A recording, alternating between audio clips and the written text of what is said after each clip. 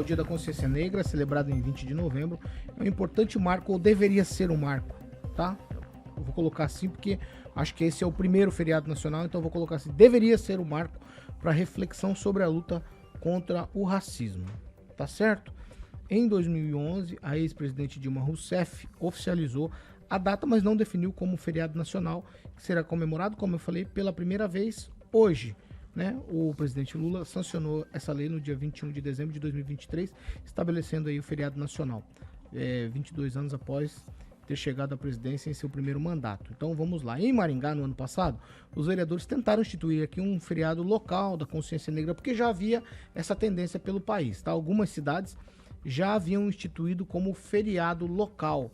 E aí alguns vereadores tentaram aqui. Essa proposta foi de autoria dos vereadores Ana Lúcia, Belino Bravinha, Adriano Bacurau e Dr. Manuel. Ela foi rejeitada aqui em Maringá por maioria. Então não tivemos o feriado decretado como feriado municipal. Logo depois disso, o presidente Lula estabeleceu esse feriado aí em âmbito nacional. Vamos lá. A maioria dos brasileiros, 75%, diz haver racismo no Brasil, mas apenas 33% admitem que tem preconceito contra negros. Isso segundo uma pesquisa Poder Data que foi realizada de 12 a 14 de outubro de 2024. A pesquisa fez duas perguntas. Primeiro, se o entrevistado achava que havia preconceito contra negros e depois, se o próprio entrevistado se considerava racista. Quando se trata dos que dizem não ter preconceito contra pessoas negras, o percentual tem diminuído. Em 2020 havia 59% que negavam ter preconceito, agora só 50%. Da mesma forma, hoje 33% admitem ser preconceituosos contra pessoas negras. Essa taxa havia atingido seu ápice em novembro de 2021, quando 39% afirmavam ser racistas. Os dados foram coletados por meio de ligações para celulares e telefones fixos. Foram 2.500 entrevistas em 181 municípios em todos os estados da federação. A margem de erro é de 2 pontos percentuais, o intervalo de confiança é de 95%. Aí a pesquisa realizada pelo Poder Data. Vamos lá. 75% afirma que há racismo no Brasil, mas apenas 33% deles admitem que são racistas. Edivaldo Mago, a gente já falou sobre isso aqui outro dia, falando a respeito de tudo que foi discutido aqui em Maringá, o que de fato foi feito para reflexão. O que temos de ação hoje efetiva em Maringá, já que não tivemos o feriado local, mas o feriado nacional, para tentar mitigar pelo menos os efeitos do racismo. Porque quando a gente exerce essa fala como pessoas brancas, é uma situação. Quando a gente olha e conversa diretamente com pessoas negras que sofrem do outro lado, é como eu sempre faço aqui, sempre quando eu tenho temas femininos, eu boto para Pamela e para Regiane comentarem primeiro, porque cada um sabe a dor de ser o que é, né? O outro às vezes não consegue entender o que se passa no que acontece quando alguém é maltratado ou alguém de alguma maneira sofre racismo. Edivaldo Magro, quero te ouvir sobre essas questões, o que fazer para mitigar, o que você pensa sobre tudo isso, Edivaldo? Paulo, na verdade a gente vive numa sociedade em que brancos e negros acham que é uma relação harmoniosa, quando na verdade não é. E que eventuais casos de racismo são eventuais, quando não são. Então a gente é um pouco hipócrita na compreensão de que o racismo está arraigado nessa cultura patriarcal branca, né, que é a origem do brasileiro. Então, quando você vai um pouquinho lá na história, você vai observar que nós somos o maior país escravagista do hemisfério ocidental, foi o Brasil. Nós dominávamos 1/3 do comércio mundial da escravidão. 4 milhões de negros foram escravizados, né? Foram importados. Nós escravizamos 4 milhões. Fomos o último país, né, das Américas a libertar os escravos. E após a libertação se criou ainda um ambiente pior para os negros, de segregação, de empurrar para as favelas. Então nós temos um histórico de preconceito, de racismo muito arraigado nessas nossas origens, né, étnicas. Então é muito grave. A gente, todos nós, brancos, né, eu me incluo também, acho que em algum momento das nossas vidas a gente tratou negros com alguma forma de preconceito, lamentavelmente, porque é de uma herança é uma herança patriarcal, é uma herança branca e lamentável. Então, eu acho que primeiro a gente tem que aceitar que somos racistas, né? Quando você pega esses números, você confirma aquilo que já se sabe. Nós somos racistas e acho que muito pouco, viu, Paulo, tem avançado.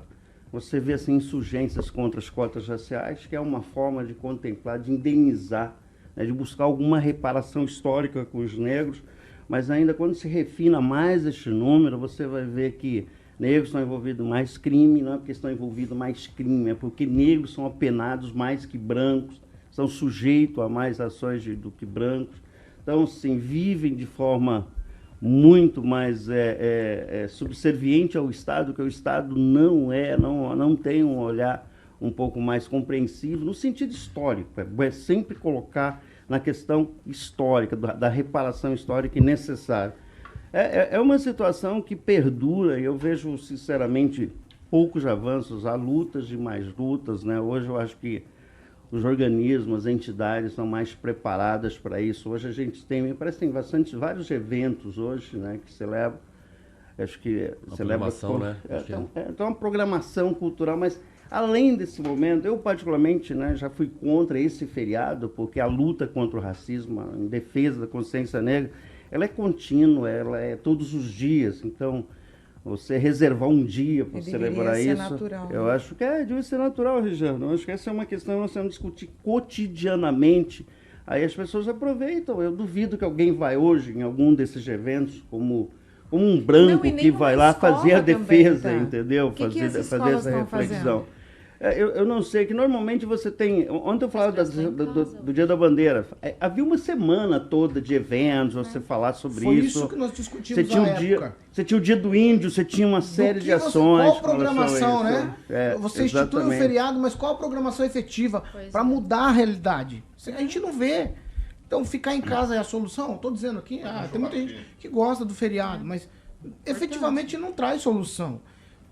Tudo bem, a gente lembra, comemora, mas, assim, eu acho que poderia se ter o feriado, tá tudo certo. Mas o poder público tem que tomar a rédea disso e instituir nas escolas programação específica. Eu me lembro, um tempo atrás, na semana de 7 de setembro, havia uma semana de 7 de setembro. Então a gente passava os dias comemorando aquilo na escola. Você falou, Dia do Índio, a gente tinha isso. Dia da Bandeira, a gente tinha isso. Dia da Árvore, a gente tinha isso nas escolas. Então você não vê esse tipo de incentivo mais para que a realidade mude. O Paulo, assim, quando você pega o dia 30, né, de novembro, é o dia do Saci. Só que você comemora o dia do Halloween, né? Ninguém lembra do Saci. Não vale mais valor. O Nacional tá ficando de lado. Não, é que a só festa tem mais valor. Amarelo, que eu gostava, então a gente não tem esse conceito da reflexão ainda. Né? Não, isso é um dos temas. Quando você fala consciência, que é o tema de hoje, mas a reflexão sobre os nossos grandes problemas, inclusive saiu até dos livros de história, né? Até os livros de história não tratam essa questão com a profundidade que deve tratar e como ele reverbera na história, desde lá da década, né, de 1870, quando você começa essa importação, e vai até 1930, quer dizer, durante 60 anos nós escravizamos os negros, né? E há brancos escravizados também, há que se dizer, né? Mas os negros foram perseguidos, e aí tem uma história, muito triste. Então, hoje a gente vive toda essa reverberação, né, esse eco histórico, né? Que bom que a gente faz essa reflexão. Tem dia do Curupira? Quem, Rafael? O Curupira é uma forma como é conhecido o Saci também. Ele é uma ocorrência, Mas o Curupira tem dois. Você gosta de causar, né? Ele veio para trás. Quem, Rafael? Eu quero te ouvir sobre toda essa... Sim, mas falando de livros, Edival, tem o livro do Escravidão, de Laurentino Gomes, que é um maringaense, que é espetacular. Fala sobre algumas situações que aconteceram.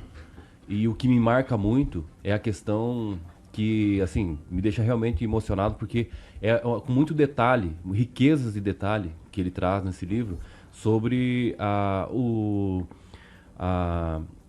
as viagens que eram feitas, né, no Oceano Atlântico, enfim, trazendo os africanos para cá.